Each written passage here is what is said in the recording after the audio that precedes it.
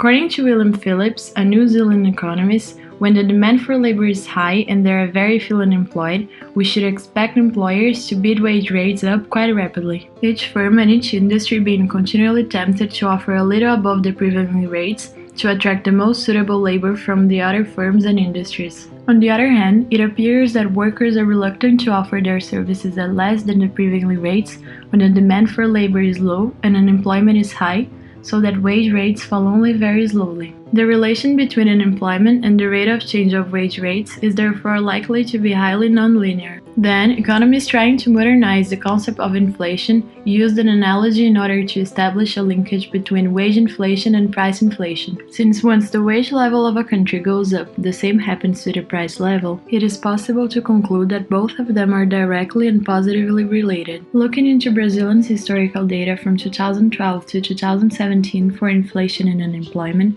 we can see, however, that both went up from 2013 to 2015, moving thus in the opposite direction of what the Phillips curve suggests. At the same time, from 2015 to 2017, the slope is negative, leading us to the conclusion that in Brazil, we cannot assume that inflation and unemployment are negatively related in the short run. Already in the 50s and the 60s, when Phillips' paper was written, economists warned policymakers for the illusion that a trade-off between inflation and unemployment really exists. Especially, they advised against the use of Phillips' curve for policy purposes.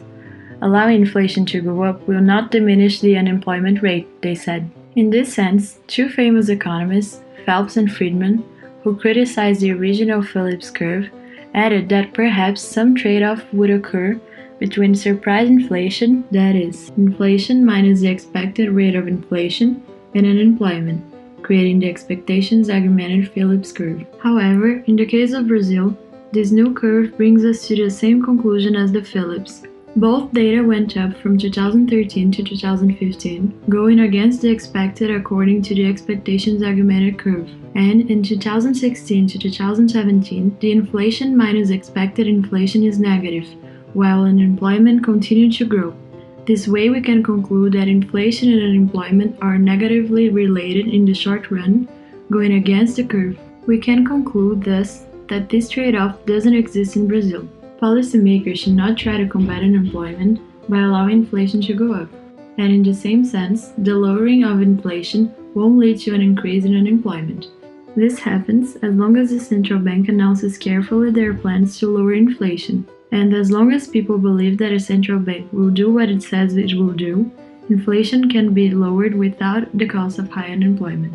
And this illustrates how important it is that a central bank has credibility.